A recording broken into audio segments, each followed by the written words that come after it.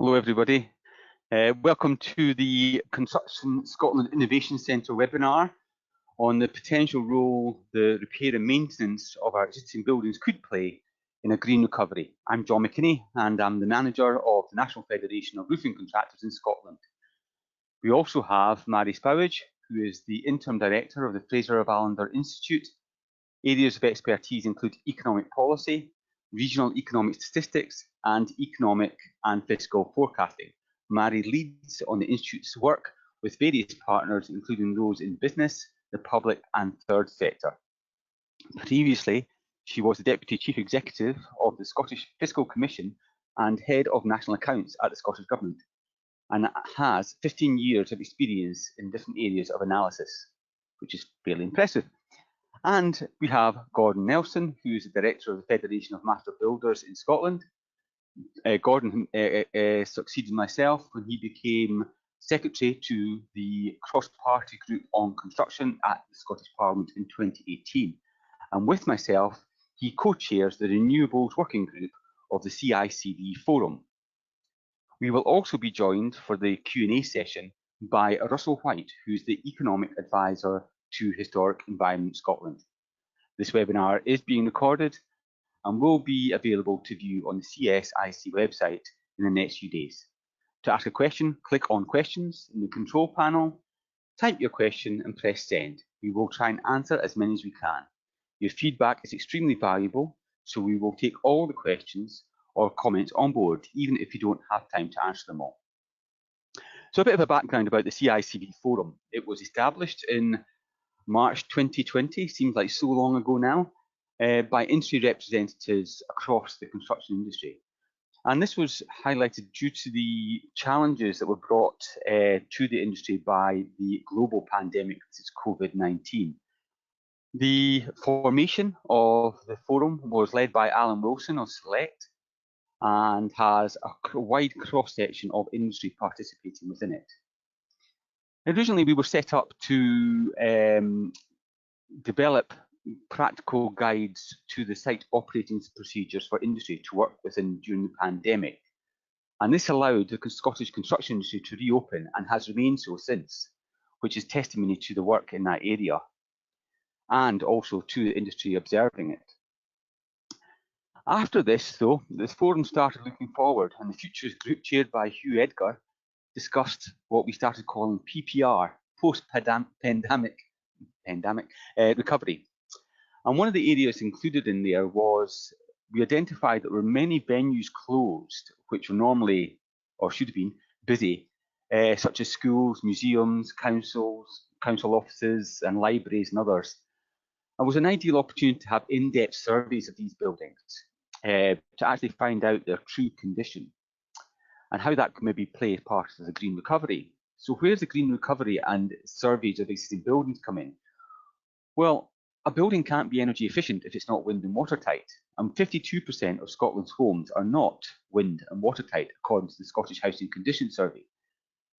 So that was fine in respect of we identified this need to address the condition of buildings, fabric first approach, but we couldn't actually quantify the economic and employment benefits of actually undertaking work in the area. We had a lot of anecdotal information and also a lot of information that contradicted itself because they were using different methodologies. So we applied to the Innovation Centre for funding for the research on economic and employment multipliers to demonstrate the benefits, so that we could say that a green recovery address the condition of existing buildings and able to quantify the economic and employment opportunities of investing in this area. And this is hoped that we will then maximise the funding into the construction industry as a whole as part of the green recovery.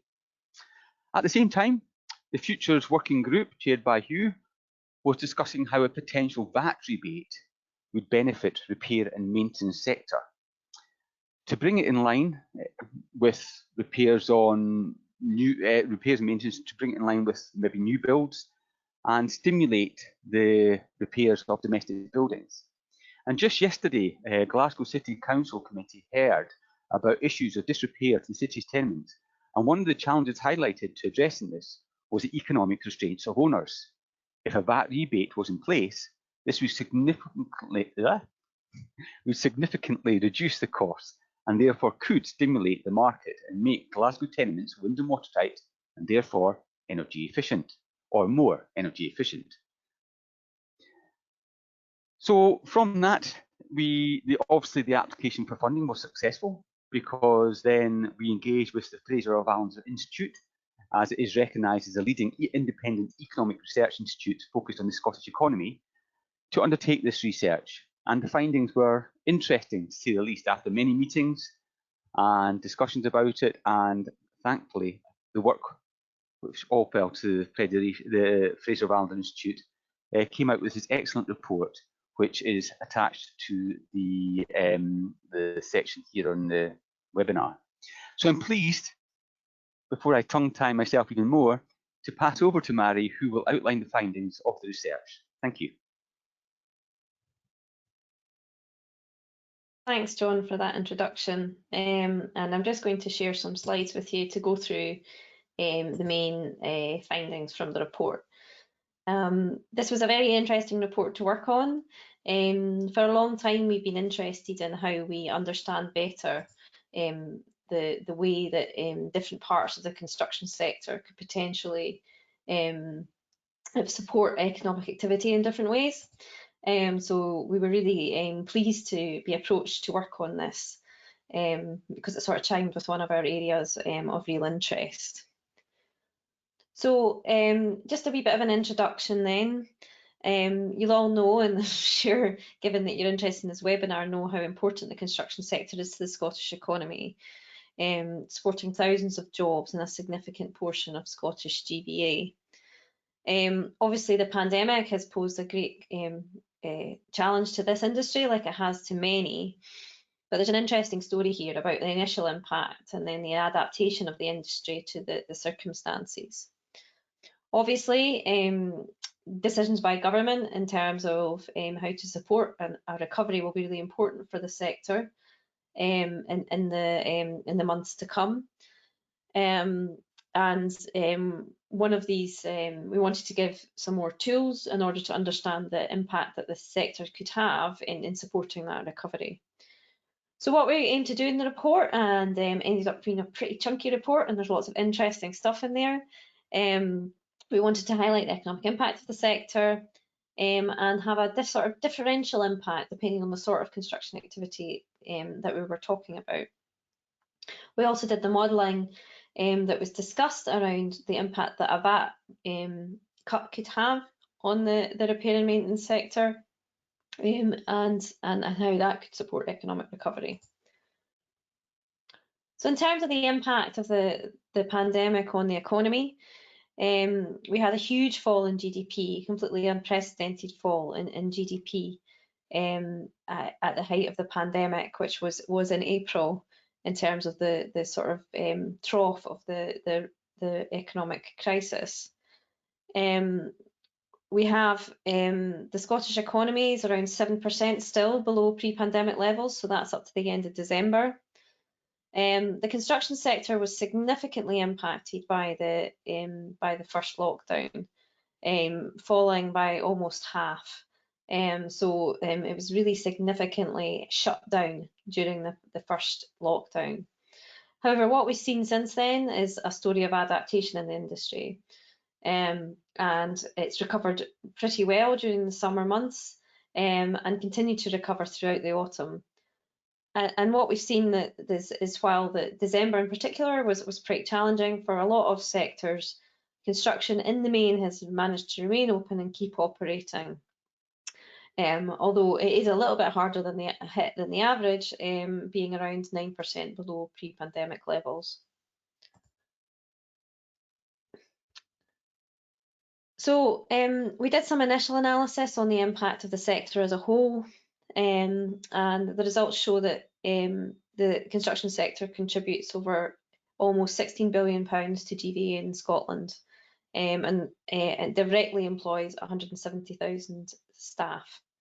But if you take into account the indirect and induced employment, you're talking about almost 300,000 jobs. So it's important not to think obviously about the sector, but obviously the other sectors it buys from, and also the economic activity that the wages that construction sector employees and their supply chain are paid have in the economy. So that's the induced effect. So when we're thinking about economic impact, we always need to think about these three different types of effects to understand the true scale of the supported jobs and economic activity that a sector actually supports. However, that's for the whole industry, and generally when you do impact assessments like this, we're just talking about construction as a whole, and obviously construction is very heterogeneous and it supports lots of different types of activity. So what we try to do then is look at the three types of construction activity that we have in the industrial classification, and these are construction of buildings, civil engineering, and what are called specialised construction activities. And essentially, if you look at the industrial classification, which sadly enough we do a lot at the Fraser of Allender Institute, that it's sort of everything else in construction is in specialised construction activities. So most repair and maintenance activity would fall into specialised construction activities. So things like finishing of buildings, repairs, you know, that's all in that third sector. So we really wanted to try and to split that out to see how different that was in terms of potentially supporting economic activity. So we had a look at the employment supported by an increase in the sector. So what we found was for every £1 million that's spent on these activities, around 21 jobs are supported, and over £1 million of GVA is supported in the Scottish economy. So what we found was that this was basically had a higher multiplier effect on jobs and GVA than the other forms of construction activity. And particularly with jobs, it's so employment rich, which is I suppose not a surprise given the types of activities we're talking about. But this was the first time we've been able to kind of quantify this and sort of demonstrate that it does have a higher multiplier effect in terms of GVA and jobs. As John sort of indicated, we also had a look at a potential VAT cut to see how that might stimulate the economy. We've already demonstrated that this particular part of construction generates the biggest bang for your buck in terms of economic impact. In order to do the VAT rate cut, we had to have a look at different price elasticities. So essentially, what is the response from consumers if you cut the price? How responsive are they to a cut in the price? And there's lots of literature on this which we looked at, which is fairly on price elasticity is fairly inconclusive in terms of the actual response that consumers may have. So what we do in these sorts of scenarios is look at lots of different potential outcomes. So we've got a kind of low, a medium and a high, and you can see there is a very different outcome depending on what you assume, but it kind of highlights the uncertainty here of what the consumer response would be, because obviously there's not literature on this specific circumstance and this specific economic climate. But we modelled the impact of this cut, which we estimate would have between an 80 and a £400 million impact on GVA. But the size of this economic impact not only is relying on how responsive consumers are, but also on the pass-through rate. So what we find is when taxes like this are cut, not all of the benefit is necessarily passed on to consumers. So there are also some assumptions one needs to make about that pass-through rate and how likely it is that it would be passed on kind of immediately. And we also need to remember the sort of opportunity cost here. There may be negative economic impacts associated with a VAT cut. So for example, if this means that government has less money to spend, then you know the government's not spending that money, which has a negative economic impact. So if the government avoids reducing expenditure though through borrowing, then you do get the positive economic impacts.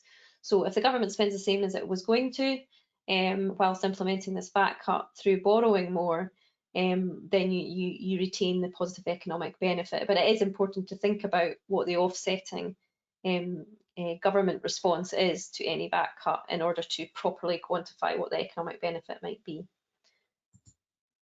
So in conclusion, so this is my last substantive slide.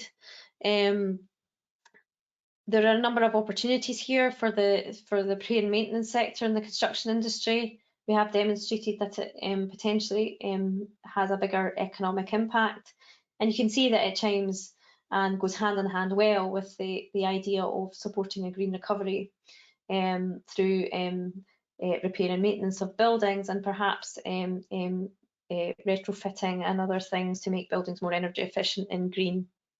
And it has this biggest economic impact both in terms of jobs and in terms of GVA. It's also important to look at the VAT cut and how that might stimulate demand, but that we found really for it to be effective and stimulate demand in the economy, it would need to be funded through borrowing. So one of the things that we found, and you can see it throughout the report, is in discussing all of these results with industry and what they kind of needed from government was some certainty in terms of what the policy will be in the months to come.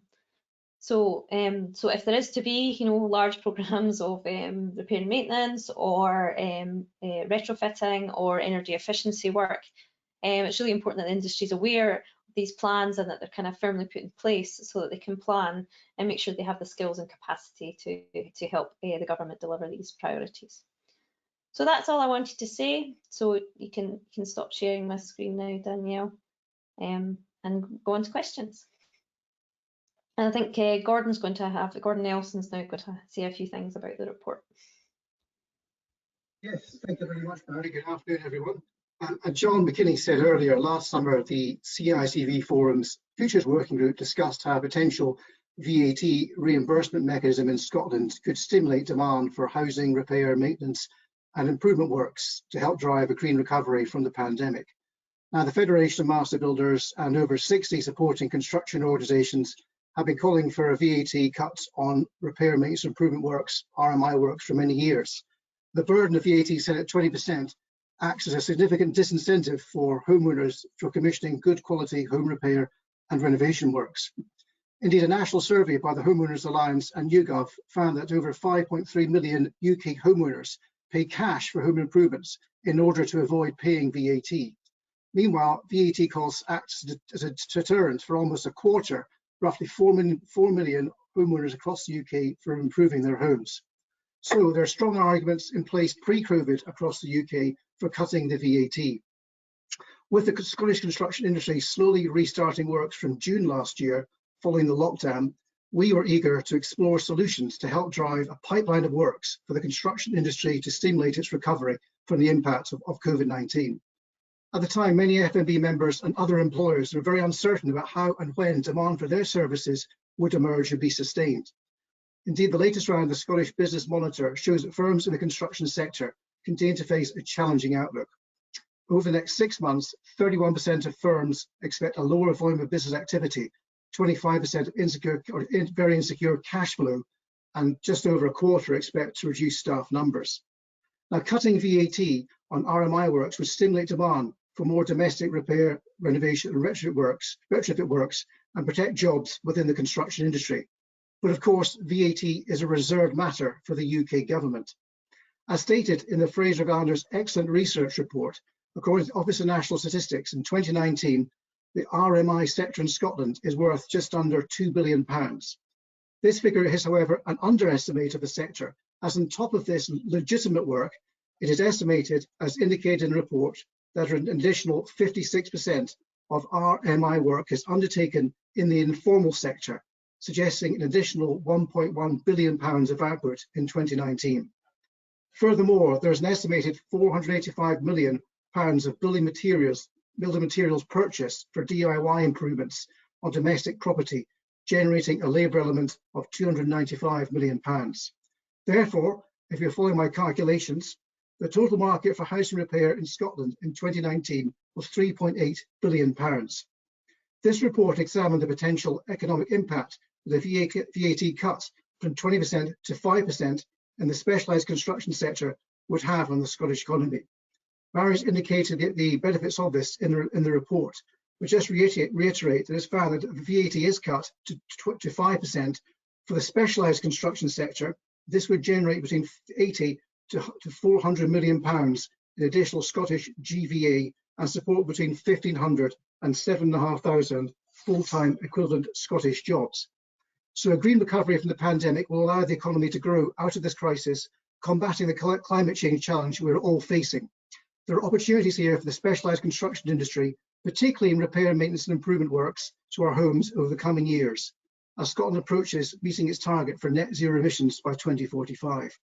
The question is how to take this forward. As outlined in the CICV Forum's manifesto for the forthcoming Scottish parliamentary elections, the next Scottish Government should establish a VAT reimbursement fund for home repair, maintenance and energy efficiency improvement measures. And we suggest a role for the Scottish National Investment Bank as the holder of this fund. The desired outcome here is that homeowners will be able to recover the VAT on the invoice for repair, renovation and retrofit works, or at least a difference between 5 and 20%. The benefits of such a fund are numerous. As VAT registered companies are more likely to employ apprentices, this fund will support job creation, particularly for SMEs, the backbone of the construction industry, who tackle the skills shortage and obstruct road traders and the informal economy in Scotland. Now, the risk of poor quality RMI and energy efficiency works on our homes being delivered by less scrupulous firms would also be greatly diminished too. We need our homes to be as energy efficiency as possible so they're warm and healthy homes. And as set out in the Scottish Government's Climate Change Plan update, emissions for homes and non-domestic buildings combined will have to fall by 68% by 2030 as compared with 2020. A fabric first approach is noted in the Scottish Government's draft heat and building strategy.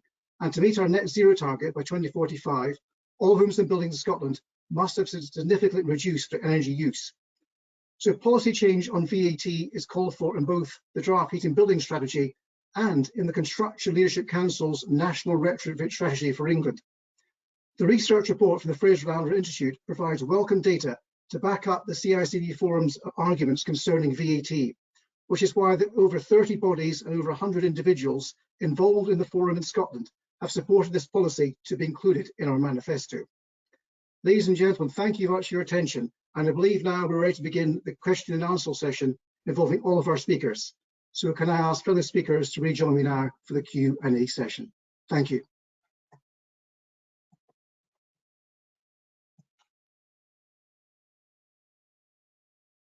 Right, thank you very much for that. I've got the questions, and I think it started to rain in Peebles. I'm from sunny Peebles normally, but it started to rain as we started this presentation. And as many of us have got kids working from home still before they go to school, my kids started looking through the window as the storm started to hit Peebles. And I think if it gets any worse, I'll have to let them back in the house. So with that in thought, sorry, Mary's going, no. They tried to stop me telling a joke. I've got a question here for Mary. What do you think the experience of the construction sector has been since the end of 2020, and what is the outlook like? Yeah, it's a really good question. I mean, the official data just goes up to December at the moment, so you know, we'll wait and see kind of what the experience has been like. But having talked to construction firms during the very early period of 2021, particularly in January, there's a lot of concerns over potentially further shutdowns that would happen during the lockdown. I think there's quite a lot of expectation that that might happen, but in the main it didn't happen, and they were able to keep operating.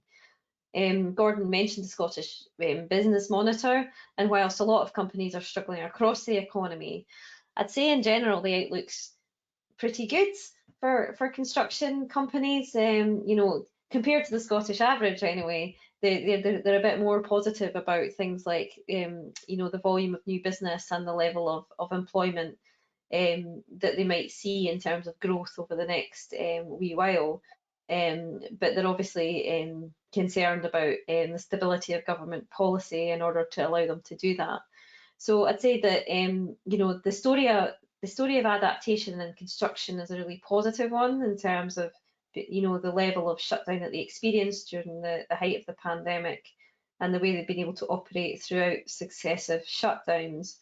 And generally, the construction firms seem quite positive, but they will need, you know, kind of certainty of government policy in order to, you know, make sure that positivity turns into positive economic activity.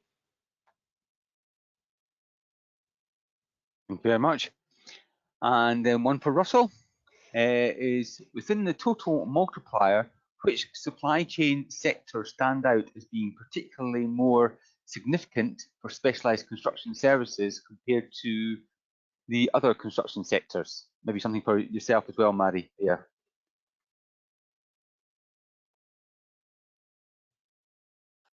I wonder if we could tie that up with one of the other questions where it's talked about opportunities for apprentices, perhaps.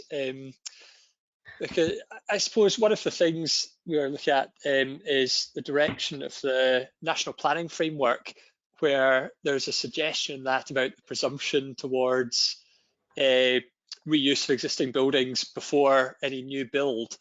And one of the things the multiplier shows us here in the breakdown is that you're likely to have slightly more demand for some of these more traditional skills, which currently are a little more vulnerable because they're not used in new build. And certainly with Historic Environment Scotland, we've been looking at some of that for the development of our skills strategy. And ones that stand out in this are some of the things like stonemasonry, some of the work with iron, and sort of the blacksmith services, some of the carpentry services. So I think there's definitely things that stand out there. So if you shift from new build to older build, you create a lot more demand for these vulnerable industries. They stand out as being sort of a positive growth opportunity. And the other one is around the differences in some of the materials that are bought in. And I know the sector talks a lot about slate. That's one of the ones that's imported quite a lot at the moment to give us something sympathetic with sort of more traditional buildings, which I know are a subset of total repair and maintenance. But this shows us the scale of that importing. It gives us a chance to say, is there enough there if there's new demand through this repair and maintenance to try and set up some of that industry within Scotland to create new jobs with the same amount of spend? So I would say those ones stand out to me. Mary, can I ask you? Yeah, I mean, in terms of thinking about generating more economic impact, obviously the more local suppliers and local workforce we're using, the better in terms of how much of the impact stays within Scotland. And I guess there's maybe more opportunity to grow that in the repair and maintenance sector of the construction activity. As Russell says, if the demand for particular materials grows because we switch from or you know, we do more repair and maintenance of existing buildings than new build, then that may well stimulate these suppliers to grow.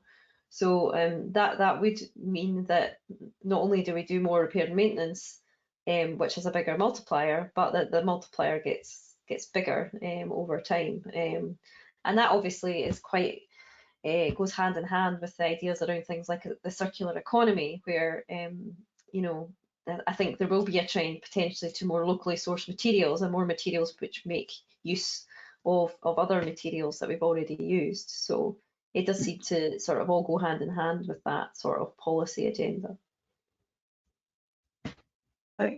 Gordon, can I ask you on that one? Sorry, I'm going to go slightly off script. Can I ask you on this one? Because obviously we both represent member organisations, and so I'm sort of asking you a question I probably know the answer to. But the transparency of this work, so your members can invest in apprenticeships and can invest in actually expanding their businesses, or also the supply of materials.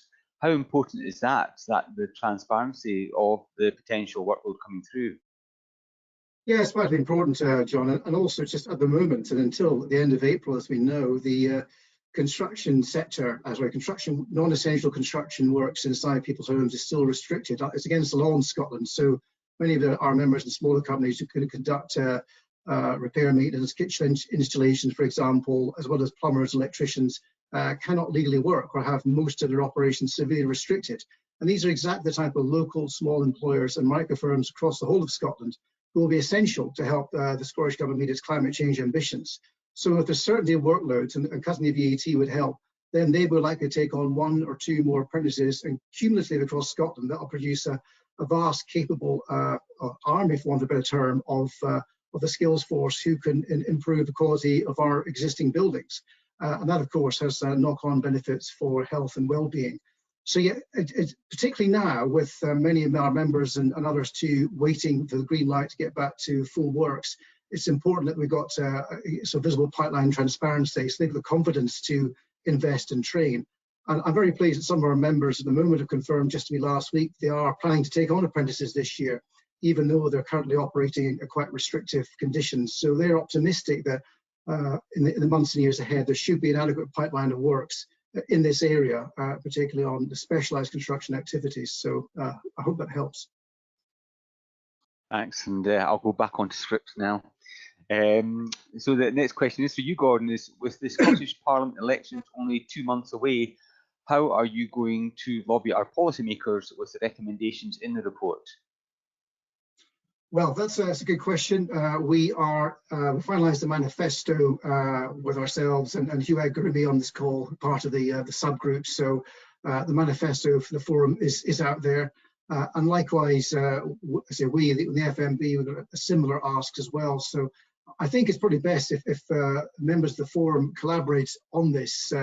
And looking up for a few days' time on Friday, it's the final meeting of this parliamentary session of the cross-party group of construction. So there's a good opportunity on Friday afternoon to make mention of this, the discussion then. Thereafter, via the Construction Leadership Forum, of which key members of the CICV Forum are part of, Alan Wilson to name but one, there's an opportunity there to lobby the decision makers within government, as well as political candidates, which I think ourselves and also the NFRC will have similar aspirations. So it's a short time scale now, I do appreciate that, but we must look ahead to the formation of a new government. And that's where I think the serious activity, the serious sort of influencing should begin for the next government from the 6th and 7th of May onwards. Thank you. And a question for yourself, Mary, is what are the possible extensions to the research? And yeah, that's the question. Yeah, I mean, one of the features of the current breakdown of construction is there's still a lot of detail under there, and there's a lot of differential potential multiplier effects depending on a specific activity done. So if you're you're installing new windows, or you're finishing a building off in terms of decoration, or you're fixing the roof, all of these things have different sorts of multiplier effects, and also are likely to have different kinds of use of local materials and use of local labour. So, ideally we'd like to get under the skin of specialised construction activities a bit more, and perhaps the other bits of the construction sector to understand more about the different sorts of activities and what those supply chains look like. Now that's not easy, it'll probably involve a lot of discussions with construction firms, which we did through this report, and we had a hugely helpful response from the sector, as must be said, in order to help us understand it better. But there's definitely more we can do to really get to the bottom of the differential sort of economic impact we can expect from different forms of construction activity. So yeah, I mean, we could go further essentially, and try and break things down a bit more so that we have a better understanding. I suppose it's a bit like constructing a construction satellite account, really, to get as detailed as possible to help us understand it. You can only take it as far as the data that we have, though, but we know that a lot of firms have really good data, so it's really about a dialogue with construction and firms in your sector to help us understand your industry better. Thank you. Also, and John, one for yourself, Russell. Oh, sorry. Yes, go for it. No. I was just going to say there was a question asked about an issue about this jointed approach between government policy and industry on emerging technology. And just to say that we got quite a few insights on this from our stakeholder meetings with construction firms.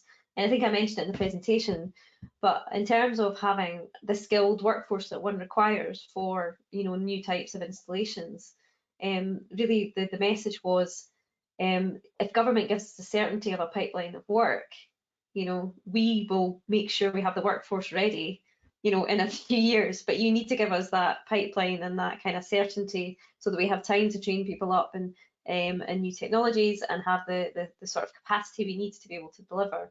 But we do need that certainty to be able to do it. But that the industry can deliver that if they've got that certainty. That was the kind of overall message I'd say we got. But sorry, Russell. Great, great. No, thank you. I hadn't forgotten that question. Was coming to honest. But a question for Russell was, how do we grow the multiplier? What are the key messages in this to support economic recovery? Is the current policy around the sector likely to grow the multiplier?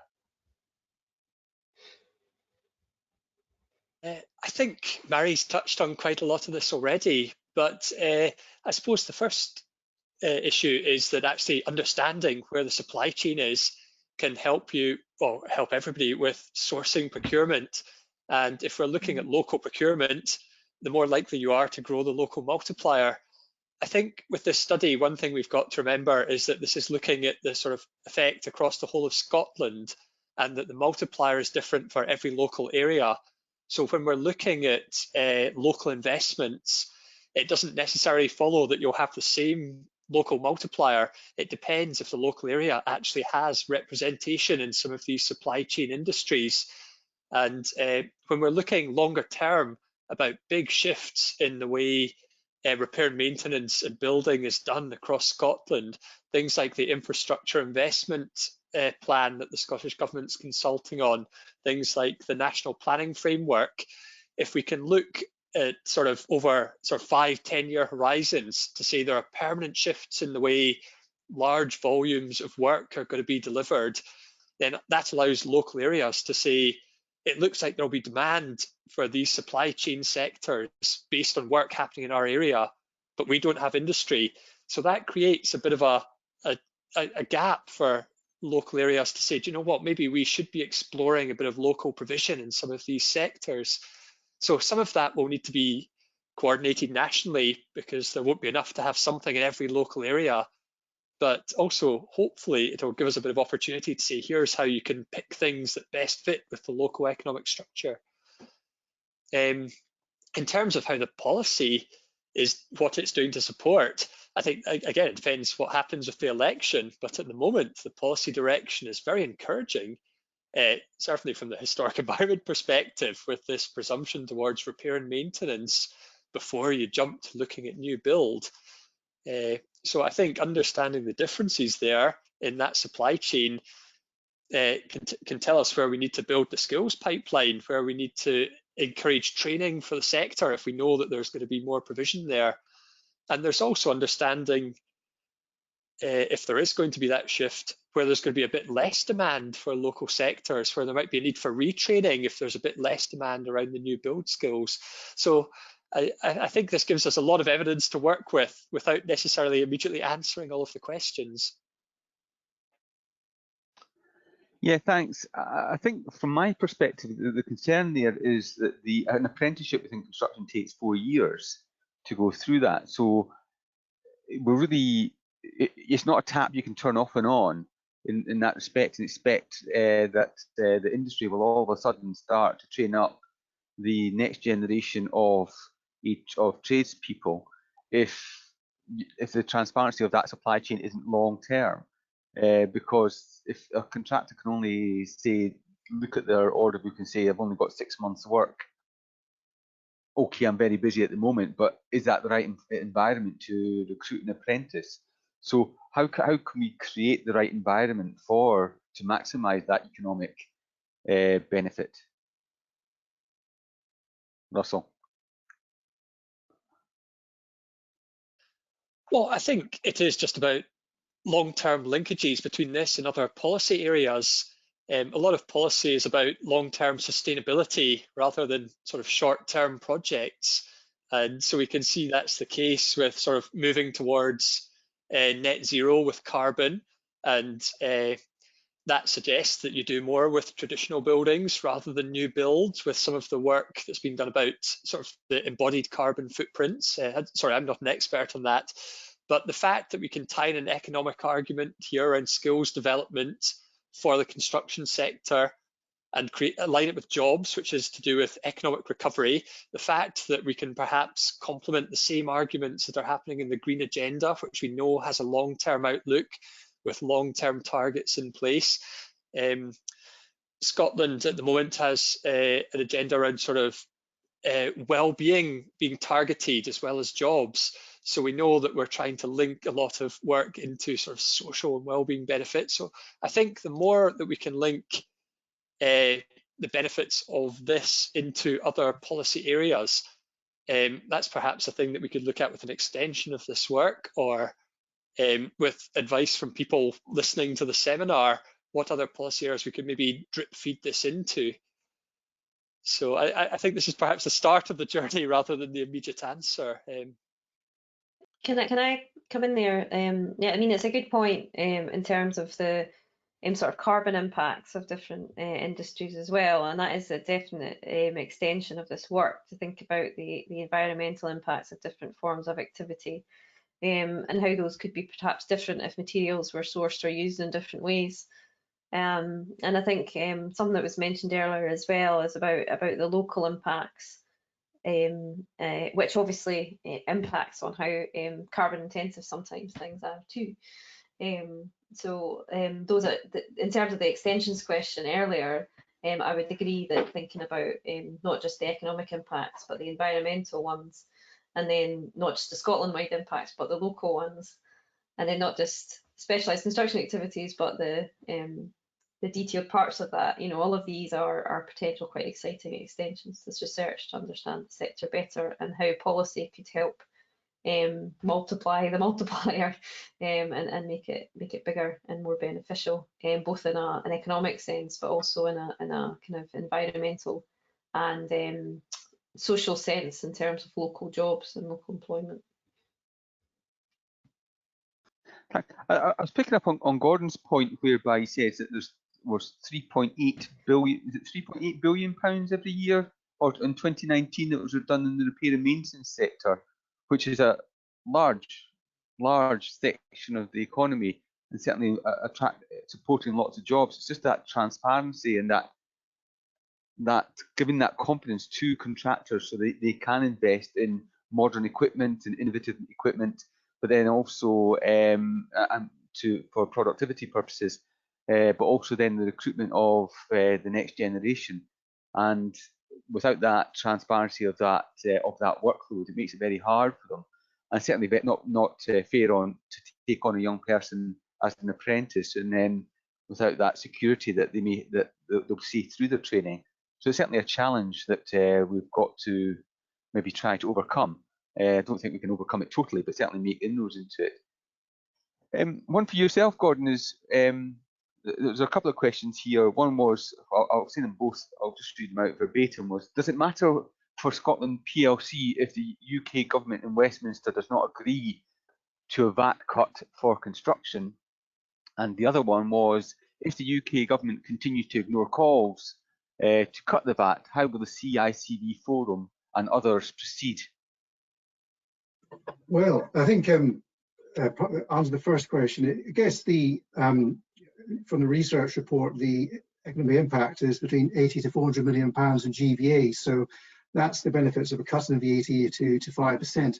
Of course, the Treasury have long ignored the calls for that. In the budget last week, there was no mention of this too. But the momentum is building again on the UK level with the joint report produced by ourselves and the RICS calling on a temporary cut on VAT for 5 years.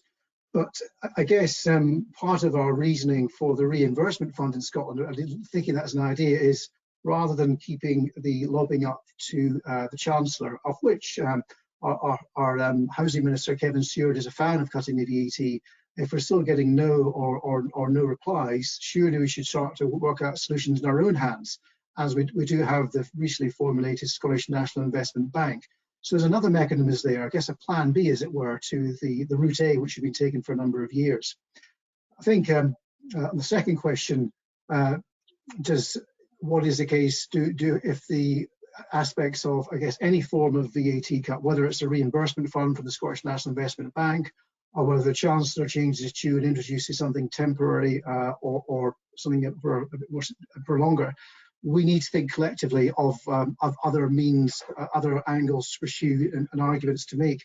Particularly, there's two areas. One of which is protecting jobs in the RMI industry and construction as a whole. So stimulating demand for those type of works in our existing buildings is critical. And there's different ways to go about doing that to protect the legitimate professional firms in our industry.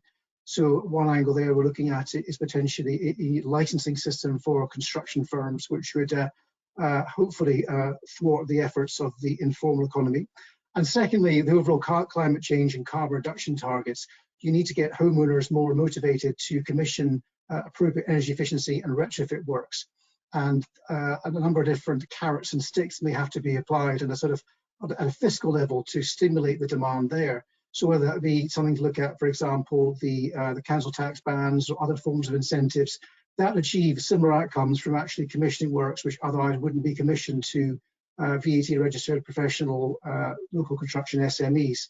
So it's a bit of a long answer there, but I think we're going to be continually thinking of creative solutions that meet the policy objective of supporting the local construction RMI firms across Scotland, and two, creating demand for a pipeline of works for them, so they're confident in upskilling and training as they have been in the past.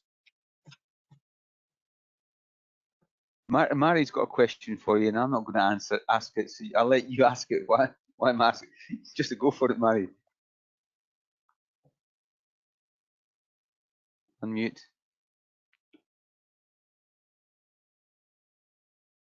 Sorry, you mentioned the budget last week, and the Chancellor didn't say anything about the sort of VAT cut that you were looking for, but he did obviously announce the super deduction for investment.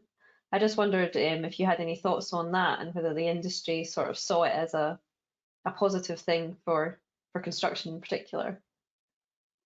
I think there are aspects of the budget where we're reasonably positive about for industry, and that is one area. I think it will take time for us and the members to digest that and see how they can take out the opportunity, I suppose. So there are angles in that we could be positive about, but it wasn't all doom and gloom for the budget last week. But equally, we could focus on a range of other policy measures which would support the wider construction RMI sector. Yeah, that's fair. It's such a huge subsidy for business investment, and it seems to drive so much the sort of renewed, more positive outlook for economic growth over the next couple of years in the UK.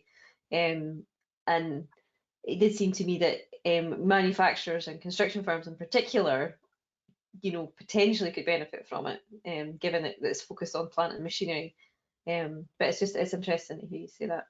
Yeah, I think it's the from our perspective collectively for SMEs, if it's easy to understand and bid for, be eligible for, then that will help the backbone of the industry. Otherwise, it would help those with the resources, the scale, just the larger tier ones, which not in itself is a bad thing, but to spread democratize the benefit across the industry, it's important. It's simple, easy, and eligible for SMEs to apply for. I think from the other side, Mary, was if that tax break could be actually given to repair and maintenance of your buildings, as opposed to just the purchase of plant, would have created a stimulus for the industry, and not just the tier one large contractors, but actually throughout the whole industry, whereby you may have commercial shops, but also getting into pension funds and things like this, where they could then invest money appropriately on repairs and maintenance, and that would stimulate the economy and the construction industry. It's fair. That's one of my concerns, is that it might not stimulate things as much as is thought because of these various issues. So, yeah. So Russell's got a question for a VAT plan B. We're waiting for this, Russell. Go on, VAT plan B. Not so much a plan, but just when Gordon talked about developing other scenarios, I can understand why the government is cautious about a large block change to the entire industry off the back of the benefits for the construction industry. But I think it's worth remembering that the industry also benefits indirectly from changes in other policies. So if the angle of sort of saying, let's cut VAT to enhance the construction industry doesn't work, this research also shows us a few other angles, or gives us a bit of potential to model other policy outcomes. So if there's if you were to focus on VAT cuts or incentives around, for example, construction works on carbon adaptation, this would allow us to sort of isolate where there are economic effects on that would promote the industry without saying it's about industry jobs. You're saying you're delivering another policy objective for which the vehicle happens to be construction to deliver it. So a plan B could be to look at where is construction industry delivering critical public benefits.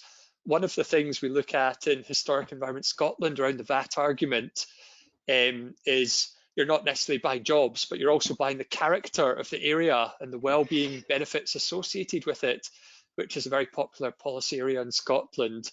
So being able to tie VAT reductions to works, particularly around buying these social benefits, the character of areas, might be something that allows you to look at subsets of the overall VAT cut for the sector to give you a few slightly cheaper scenarios for the government to contemplate. Because I think what they would pause at in this is what Mary was showing at, some of the things around the price elasticity of demand that Gordon talked about too. You don't want to subsidise the people who would be paying the higher price, including the VAT anyway, and give them the free subsidy. And at the same time, you pause where there might be displacement, where if you're subsidising activity that might not fit with the economic growth direction, say someone wants to pay to convert their building into an Airbnb or something like that in an area where there's low demand for those things. So any jobs you create there would actually just displace other ones. So tying it into other economic sectors that are growing or other policy areas might give you that good thing that still gives you the same benefits you want, but in a more palatable sort of policy angle. That's a good point, Russell. I think just coming in there, I think you're right. You mentioned earlier the National Planning Framework 4. That's a key area. There's a lot of obviously discussion about 20-minute neighbourhoods and placemaking. COVID has obviously shone a spotlight on that. It wasn't necessarily, I'm not saying it wasn't happening beforehand, but 20-minute neighbourhoods, localities, etc. It's shown a huge spotlight on that. And equally, as mentioned earlier, the infrastructure investment plan, that's a presumption to favour existing assets. So there's certainly other policy areas which tie into the gist of the arguments from the research report, indeed from the forum. And it's a question of aligning those and saying we are delivering critical government objectives here. So therefore, you're going to align the incentives behind that, because these are hitting a number of different areas which the Scottish government's quite keen on. So yes, I think it's looking across other areas and showing what how the industry is helping the Scottish government to deliver, I think that's one thing for us to work more cleverly on in the future. Great, thank you very much. Any more questions between the four of us or anybody else out there? Nope, doesn't look like it. So actually, just to let everybody know that during the lockdown and the pandemic, I actually took up speed reading, and I did War and Peace in 20 seconds. It's only 3 words, but it's a good start.